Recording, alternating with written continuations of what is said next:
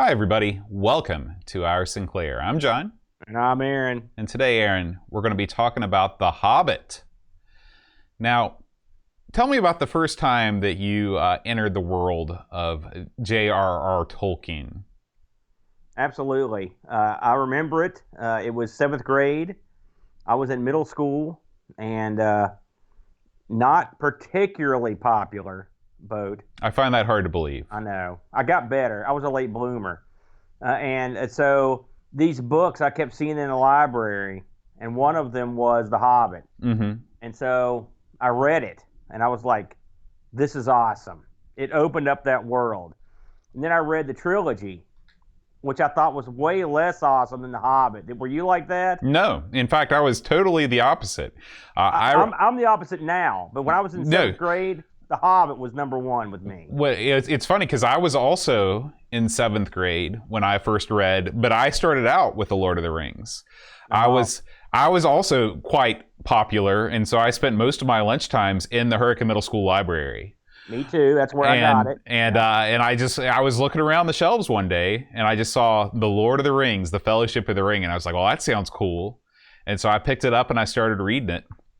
And I read the whole trilogy, and I don't think that I really understood much at all of what was going on. I mean, it was totally lost on me, but what I got out of it was the fact that this was a story, this was the first thing I'd ever read that wasn't entirely plot-driven, where it's like, this leads to this and this leads to this. It's like, this was the first thing that I read where people just kind of kicked back and they would give you a whole chapter. Like, people give, like, the chapter about Tom Bombadil's house a lot of crap. They're like, oh, I wish they'd just get out of there. But man, I loved it. I loved learning about, like, all the different stuff that was going on in the world. It made it seem like a real world, not just like a vehicle to take me to, like, the climax of the story. So yes. I read that, and I didn't read The Hobbit. I mean, maybe I read it like when I was in late high school. But I only read the Lord, and I think I read Lord of the Rings twice before I read The Hobbit. And then I know I've read the trilogy 3 times. The last time that I read it was when I was right before the movies came out, when I was in college. And I was like, I've got to read this one more time, because after I see the movies, I won't be able to use my mind's eye anymore. Forever on, Frodo will be, Elijah Wood. You probably would have liked The Hobbit if you'd read it when you were younger. Probably. I think. If you'd read it first, mm-hmm. I think that's part of it. It was a straight-up adventure. Yeah. It was nowhere near as complicated or confusing as the trilogy. Mm-hmm. I've read the trilogy a couple times, not recently. It was back. In fact, it was 8th grade when I read it the first time, and it was confusing as hell. Everyone had 2 different names or 3 different names. Oh yeah, yep. And you're like, what is going on? Mm-hmm. And you're right. And it was super wordy. Like Tolkien has that. I'm not going to say flowery, descriptive way of writing. Yeah. I mean, I remember reading it and thinking, man, this could be a movie. Yeah. Because there was so much descriptive text. Yeah. You're right, for everything, I will say that when I was reading the books, whenever we would get to a song, I just burned right by that bad boy. I would not, the songs were the worst. But when I listened to, and even to this day, last night, in fact, to fall asleep every night, I put on the Audible version of The Lord of the Rings, which is read by a guy named Rob Inglis, and he sings the songs. And in the liner notes, it talks about how he approached Tolkien, and he was like, if I sing it like this, will it be okay? And Tolkien's like, yeah. And so it's Tolkien-approved singing, and it makes the songs way better. It also helps with pronunciation and stuff. So if you're finding yourself like wanting to get into The Lord of the Rings, but being put off by the length and the songs and all the different names and stuff, I suggest downloading the audiobook version read by Rob Inglis. It makes it a lot better. I love The Hobbit too. I just recently, I guess it's been 5 years ago now, I bought a new illustrated version, and the illustrations are by her name is like Jemima Caitlin or something like that, and they're excellent. It's a nice hardback copy. The Hobbit's a great story. The movies, the less said about the better.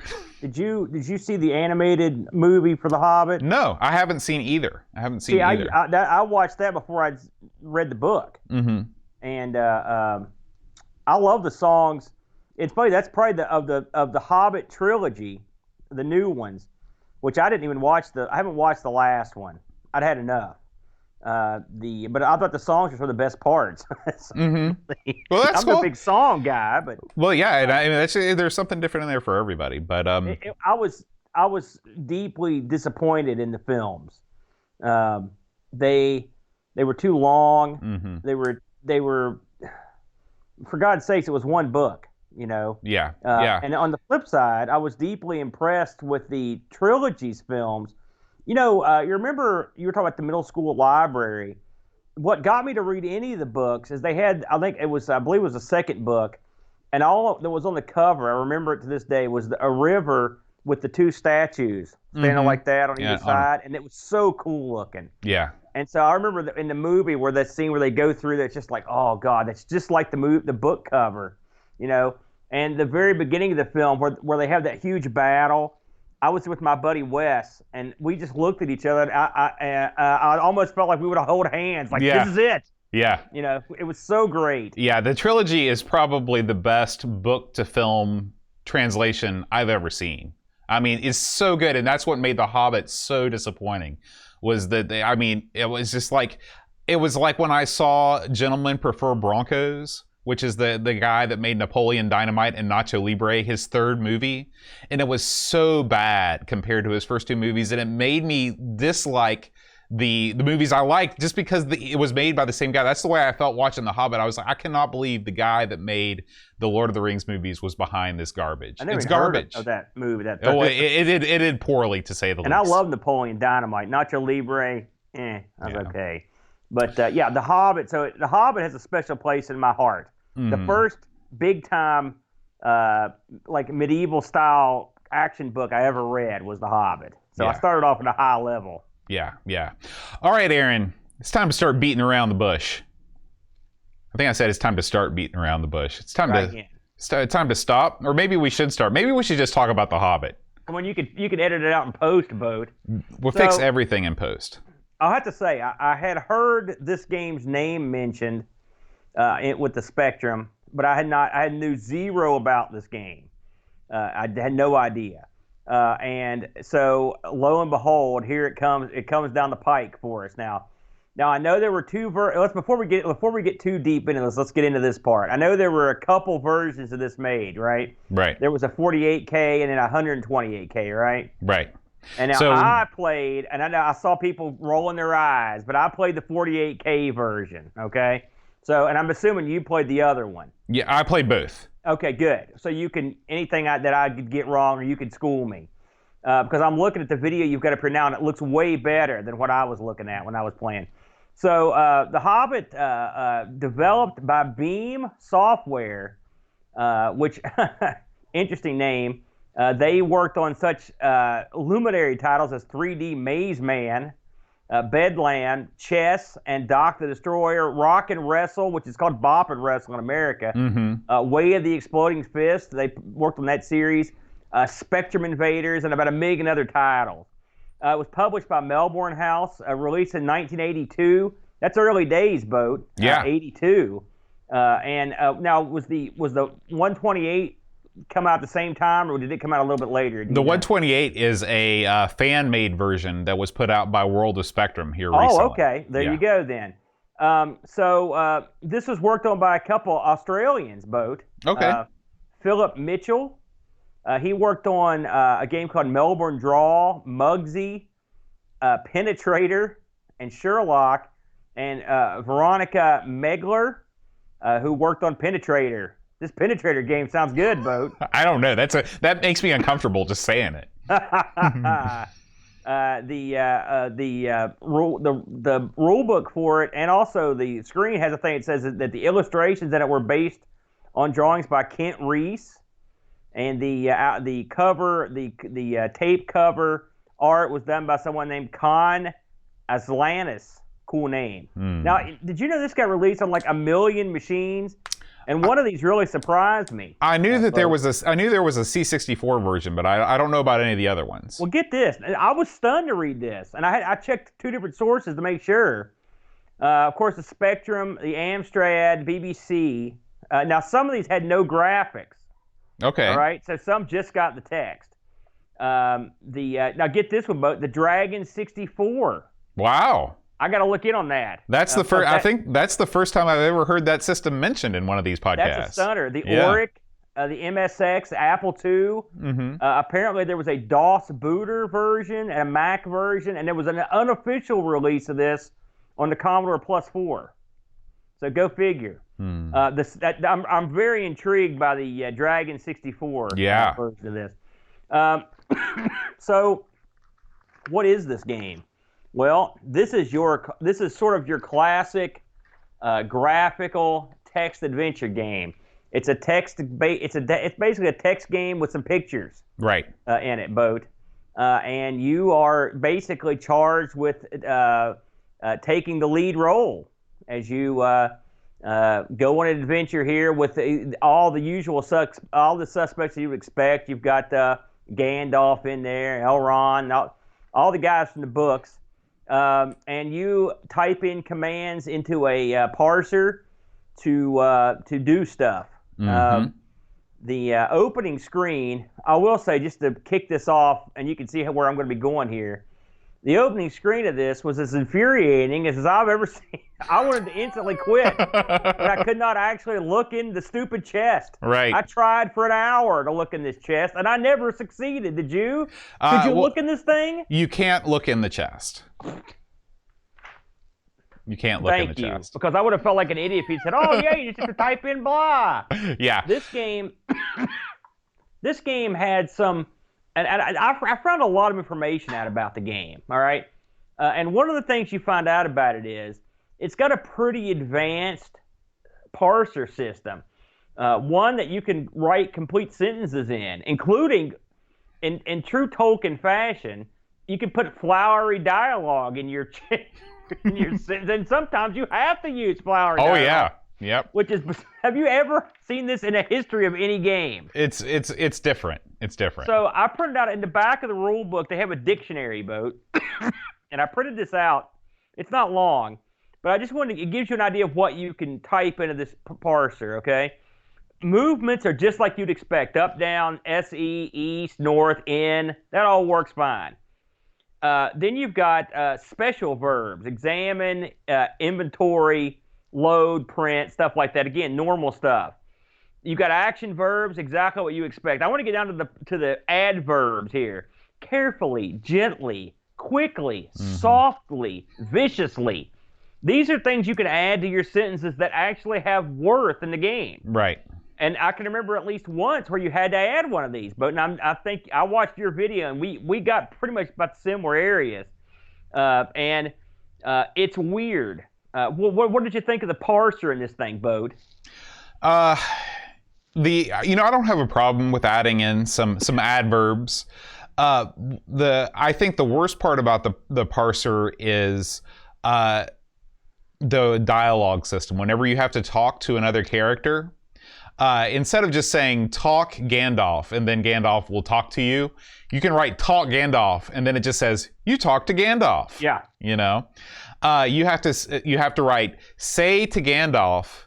Gandalf, I don't know how you say it. Blah, blah, blah. And then he'll respond. It's very weird, and I don't like it. Everything else is your standard text-based adventure game fare, which means crap, just like cheap nonsense you'd never be able to figure out on your own without a guide. I will say that I don't know if I guess the original instructions came with the text of the parser. I was looking at some text file from World of Spectrum. But yeah, I don't want to say that this is any better or any worse than any other text-based adventure game, and I've played a million of them. They're all not ideal, Well, listen, I'm not here to bury this game exactly, because it does have some interesting. Oh yeah, absolutely. Some interesting stuff going on. Okay, so, and you realize this quickly when you play this game. This game effectively occurs in real time. Yes. So when I went to use the bathroom, and then came back and I was dead, they killed me. I took too long, and then they killed me. So you have to type in pause. And it'll pause the game. Otherwise, everything's happening. Right.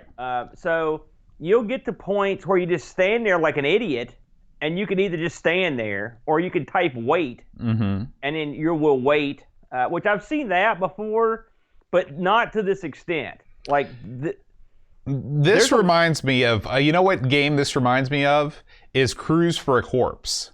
Remember that on the Amiga? I remember it, but go on. So you have to wait for certain times for certain things to happen. So you just have to kind of hang around sometimes for certain events to take place. Now, in Cruise for a Corpse, they made it more apparent because there was like an in-game clock and things like that, and you were supposed to line things up. In this game, you really have no idea that you're supposed to wait around in this certain place for a goblin to capture you. You know, there are certain things that I have no idea how anyone would figure this stuff out on their own. It just boggles the mind.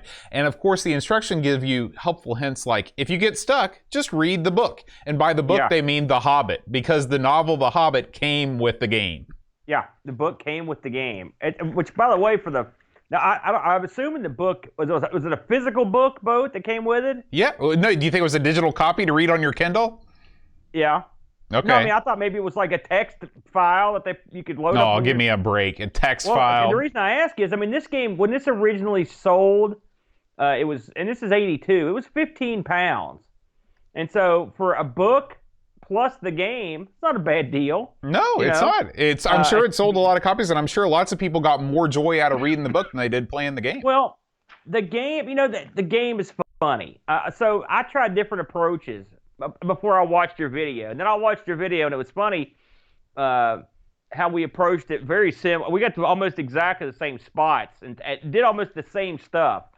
And you had everybody helping you. So the first thing I did was, because the game just picks up, and Gandalf comes in. He's like, yeah, me and Thorin want you to come with us.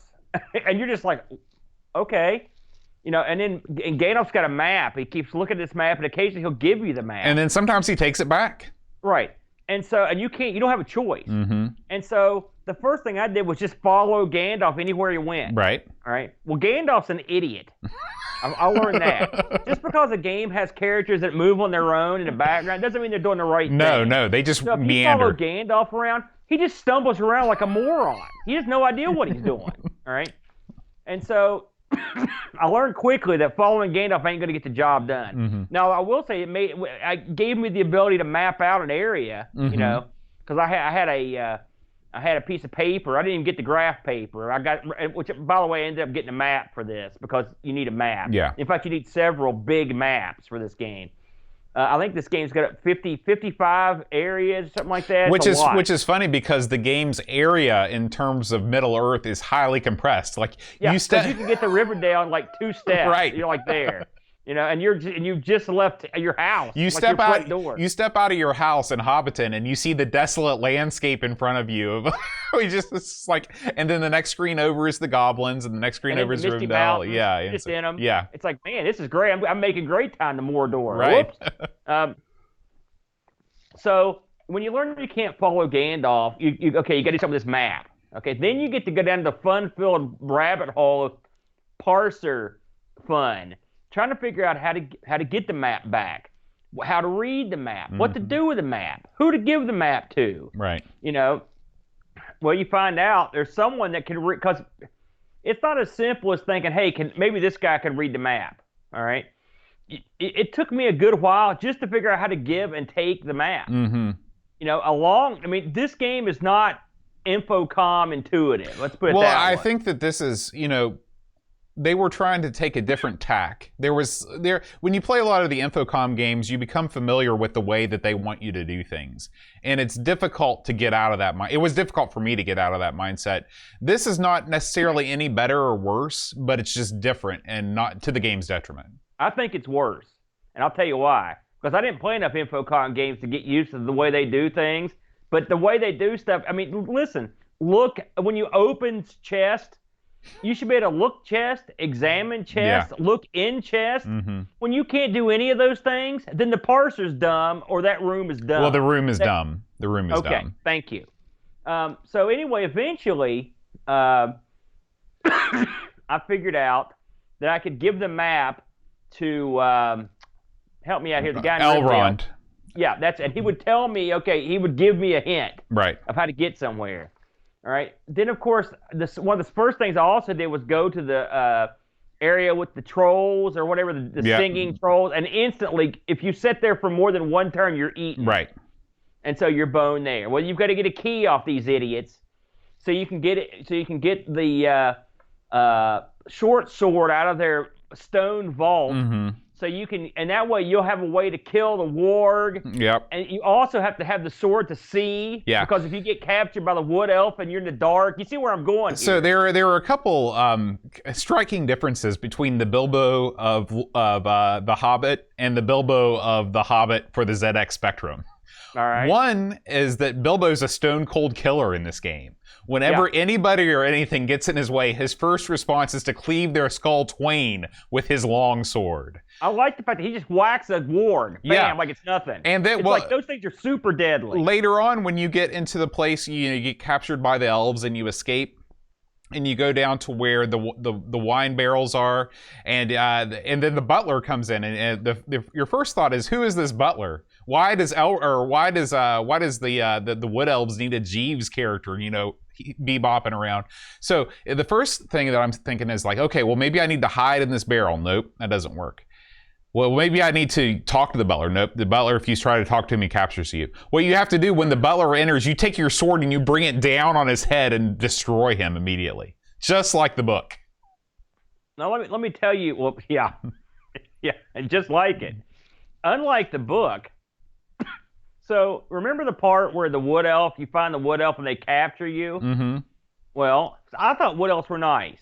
And so when I saw the wood elf, I didn't panic. I said, talk wood elf, got captured. If you don't have the sword, I don't know if this ever happened to you, you're in pitch black. Really? And so in that room you have to mill around and wait for someone to open the door. Mm-hmm. You can't get there. You're screwed. Oh, Game wow. over.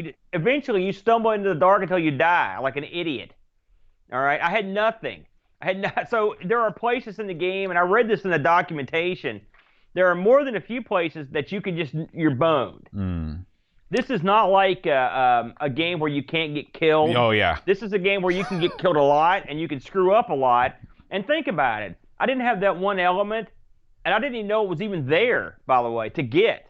All right? So I ended up in a dark, empty room alone, and I died. I was like, what the hell do I do now? Yeah. How the hell do I get there? Yeah. And so I watched your video and saw what you did, and you went a different direction than I did. I was like, okay, here we go. Here's how you do it. But I had skipped that whole section you went on. Mm-hmm. I had. In fact, I found the Bandy's house. I found out without even no one reading the map for me at all. I found it. Right. So there's a certain order. It's a good and bad thing. There are different things you can do. In this game, it's not necessarily, you're not bound by a certain path until you are. Yeah, and right? it's a totally open world experience where the characters, you can go anywhere in the game. If you go to somewhere in the wrong order, you're not going to be able to, progress. But the way that the characters move in and out of scenes, and sometimes characters will just wander off, and you've got to go and look for them, and you've got to bring them back. Here's another difference. Bilbo has the strength of Lou Ferrigno, okay? There's parts of this game where you have to hold Thorin aloft. You have to hold Barn aloft, and you have to carry him around. Did you see this in the videos? No, I didn't see that. You have to, it says pick up Bard, and you have to pick him up, I think maybe when Bard kills the dragon, you have to hold him aloft so he can bend back his bow. It's insane. Why did they make you do this? Bilbo is not a strong man. He's not even a man at all. He's a hobbit. He sounds like a bad dude. He's a killer, sword-wielding strong man. This would have to be if they remade Lord of the Rings in the dark, in the gritty, dark way that they do every movie now. That would be what Bilbo would be, played by Vin Diesel.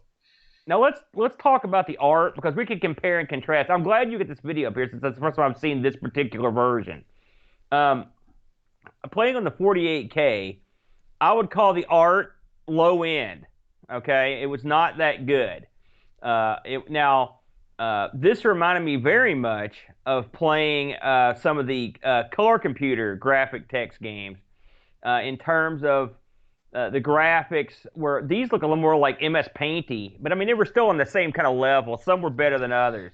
One of the things, I don't mean to interrupt you, but I want to bring this up since you mentioned the color computer. One of the things that I like about the color computer games is that whenever you're typing text in, you still get to look at the picture. The picture doesn't go away. Yeah. There's a weird element to this game where you have to sort of hit the hit a button or something to get the picture to move up so you can see all the flavor text. Yeah.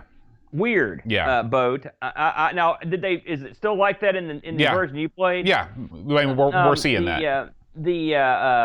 The pictures though were still better than nothing. Mm-hmm. You know, and they gave you some idea of what was happening. Now, if you compare those, excuse me, to the new version here that we're looking at, these look pretty surprisingly lovely, Boat. Now, you were treated with some pretty good visuals then, weren't you? Yeah, the problem is that I was expecting with the 128K version that every location would have a picture, and there are more pictures, but I would have added a picture in for every scene. Yeah, it would have been nice, but I mean, the pictures in this are still better than the ones I saw, and I actually went and found like a slideshow of all the pictures in mine, and they range from pretty bad to there are a few that were pretty good. Mm-hmm. You know, I'm not going to rag on them. It was 82. Right. You know, having pictures at all in a text adventure game was a pretty new thing. Exactly. It's not like you could whip out D-Paint and knock out some awesome pictures in 10 minutes. Right. I mean, this stuff took time, brother. Right. But you know, the new one, the pictures look a lot better. I'd be interested to know. You said you played them both. What else did they change in the newer version? I think that's it. I think that everything else is the same. There you go, then. So the same annoying, painful text and whatnot. Yeah, then. yeah. This game now. Listen, I know. Man, we did Target and Renegade a couple weeks ago. Some people weren't happy with our look at this game, but I'm just gonna call them like I see them. You know. And this game to me, I couldn't get into it that much. And what really bothered me was that parser was just a pain in the butt. And I wondered to myself, if this didn't have the Hobbit name attached to it, if this game would be remembered so fondly, or with any great shakes, man. I know it's a big game. I know there's stuff going on in the background, but I mean, other games have done that. Infocom did it. To me, it felt, I mean, I hate to say it, but it's sort of pedestrian. And here's something else that bothered me. That idiot Thorin. Every time he took more than 3 seconds, this moron would sit on his butt and play this stupid guitar and sing about gold. What is that? What is going on? And I mean, he would do it right before you were eating. You know those trolls? I'm getting ready to get my little Hobbit butt eaten, and he's sitting there singing. I'm like, what are you doing? I'm getting killed. That's true. That's true. Am I wrong? Well, I think they were trying to put in some text-based idle animations, which is a weird thing.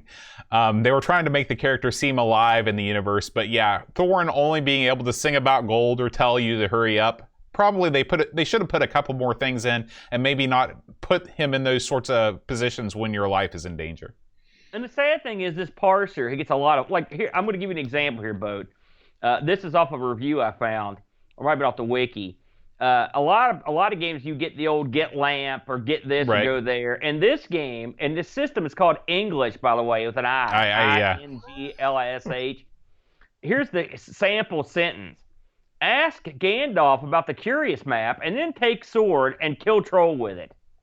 What is that going to come up? Yeah. All in one sentence you're going to type this? Yeah.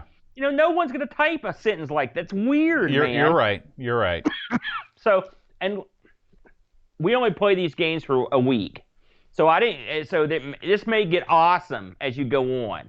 And I'm not sitting here and saying that it's not great. I don't know, but it didn't do it for me, Boatster.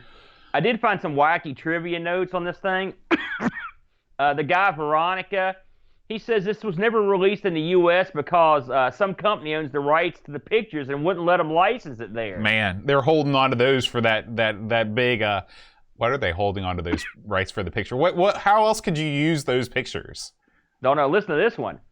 In the pre-release version, Veronica says he wrote a angry dwarf that kept trying to kill you if you did something, which you couldn't remember.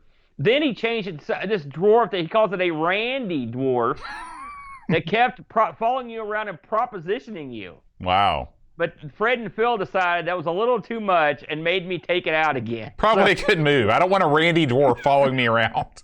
You almost got that. Also, there's a famous bug in the game, according to the trivia on this. You could put yourself inside the chest, close the lid, and still walk around in the game and look at things. It's pretty wacky. It's like a Metal Gear Solid thing. This game had several bugs, and it went through different revisions. The revision I played, by the way, was 1.2a, which I believe was the last revision of the original game. It seems like I read someplace, because like I said, there's a lot of stuff going on. Stuff happens in the background while you're playing. Like the whole world's alive, basically. Mm-hmm. And I read somewhere that one of the things they had trouble with was that the animals and stuff would encounter each other and kill each other before you got there. Oh, see? So that was a problem. It's a living world. It's persistent. It's what's that procedural elements. The documentation warns, due to the immense size and complexity of the game, it is impossible to guarantee that it will ever be completely error-free. That's what Melbourne House put in. They're telling you, this thing's going to get screwed up. Just an update from the chat. Veronica Megler, not a dude. Oh, well, hey, you never know. So there you go. Well, good. That's a good tip. Listen, every time it's got a K in there, and you know as well as I do with all these European names that are kind of American. I know. So thank you, Frodo, for setting me right there. We did get some reviews, some user reviews over on the Discord. We got one from D-Man. He says, this is the Hobbit 128K review, which was the game that we were assigned to cover by FrodoNL, Clive's Club member. Improved graphically both in content and rendering speed, although the original vector graphics had their charm too. The significant speed increase also means this is now bearable to play on original hardware rather than under emulation and ramping up the processor speed. Gameplay unchanged from the original quintessential text adventure. Still good replay value once you know the solution, including how to get out of the notorious Goblins dungeon, as the NPC's movement and actions make for a potentially different experience each time, particularly in the Goblin Town and Morkwood parts of the map. Paul, aka Hermski, writes, and D-Man gave that a 9 out of 10. D-Man loves this game. Paul, aka Hermski, writes, 6 out of 10. The renewed 128K version is a great example of how expectations of the Spectrum increased. The artwork is attractively detailed, providing improved enjoyability to the gameplay. However, the new team cannot take credit for the game's original content, therefore reviewing both versions as a whole. The Hobbit was one of the first text-adventure games with graphics that took the genre to the next level. What spoiled the game was the frustrating commands needed to progress, almost impossible without the help of a hint sheet or magazine walkthrough. Would anyone guess that you needed to type wait a dozen times for a crack to appear in a cave wall or a goblin to come and capture you? Type in a command, see it fail, why would you try it again, let alone several times? Thankfully, these game stoppers were later eradicated by three-headed monkeys and comical pirates of LucasArts. And Laurent writes, I cannot review this game because I did not play it, but this is not for lack of wanting. So it's not a review at all. Unfortunately, until I get better at managing my time, I will leave this job to more capable our Sinclair listeners. Love you guys. I should have read that before I read it. And I'm sorry, go ahead. We got one more. FrodoNL, the Clive's Club member that suggested this game. The original 48K version was an absolute marvel when it first came out in 1982. It had a physics system way beyond anything available in other adventures of the time and NPCs that acted independent of the player and could be told to perform certain actions. It made for a fun game with a lot of atmosphere. This 128K edition updates the graphics. Very colorful, snappy loading bitmaps instead of the necessarily somewhat limited and slower vector graphics in the 48K version. Adds a nice loading screen and an actual ending screen. 9.5 out of 10. Two things I wanted to mention here before we get to the magazine reviews. One, I'd forgotten until they mentioned it, the rendering time of the pictures. It is funny to watch, and it does get irritating, but it reminded me, it was almost like the text version of like watching Leaderboard. It's the way, yeah. It was very similar the way I think I mentioned that on my stream too. And then secondly, as harsh as it seems like I'm being, I want to flavor or at least knock down I don't hate it, because one thing you've got to consider about this game is when it was I don't like it now. Okay, I'm not a huge text guy, and I don't like it now. In '82, when I was playing these sorts of games on the CoCo and in that era, I used to play the crap out of some of these on the CoCo. There was the high point in my graphic text career, and I've mentioned on other shows, Trek Boer and in Black Sanctum and stuff like that on the CoCo. And I will say, there's a level of complexity in this game that is way beyond what we were playing on the CoCo. All right, now this has a Dragon 64 release. That's why it interests me, because to think that I could have had a look at this back in those days is interesting to me. But this is a more these guys were putting together a more complicated piece of kit here than what I was used to. And so I will say, given the time it was released, I think they had a lot going on. Now, all that said, frustrating parser to me, and it takes away from a game that might have had a lot of stuff happening that I found interesting, and it might be huge and expansive, but if it drives me crazy to try to type in commands, it's poor game design when you put something in the first room when a guy's just sitting down to play it and they can't get it to work right. Right. Not good. Right. And then going on doesn't get any better. It's sort of the graphic adventure equivalent of in Target Renegade, how the guy on the motorcycle comes out right immediately and knocks you down and kills you. Yeah, and you just get it over and over. Yeah. Give us a minute. Have more help. Infocom games, they gave you pretty good help when you asked for it, and sometimes they would even give you the solution. Right. As you got on. But I will concede that under the year it was released, it's quite an achievement in that department. I looked up some reviews on this Boatster. This was beloved, by the way. World of Spectrum gave us an 8.5 for it. It's a real high score. Telematch gave us a 3 out of 3. CVG gave it a 28 out of 30. Micro 7, 5 stars.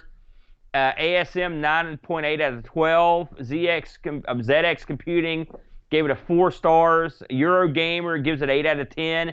It was the second place in the CVG 1983 Golden Joystick Awards Game of the Year, and it won that year Best Strategy Game, which I don't know how you consider this a strategy game, so I guess it was this genres sort of were loose. category. Yeah, genres were loose back then. It's like when what was that one? Best Golf, Car, and Earth Simulator. One of those. It was on the ACE Greatest Games of All Time, and it's quite popular. You can get this game. I found it on eBay. Believe it or not, I've seen there were copies of this going between $10 and $20. But if you look around and you get lucky, you can get one for $6, $7. Yeah. And this is another one that's just like, if this was the first graphic adventure that you'd ever seen, and it was The Hobbit, and you got to play as Bilbo, you're going to have better memories than somebody that comes in having played a ton of these games and the parser's not up to snuff. It's funny. I'm thinking to myself, in '82, I was, let's see here, 10. I was 12, something like that. You were 11 in '82. 11, and so I would have been reading the book very close to when this was released. Mm-hmm. And had I been at the peak of my mania for the book, and I will say, I have given much crappier games much more time if I have an interest in what their subject matter is. And The Hobbit is probably one of the ultimate subject matters you could have for a game. Yeah. So there you go. Yeah. We want to thank our people that are here in the chat with us, watching live on Twitch. We record our Sinclair every Friday at about 6 o'clock Eastern Time. You can join us, twitch.tv/Amigos Retro Gaming. 48K Ram is here. Hermski, Lance 73, 10 Mark, Paul Kitching.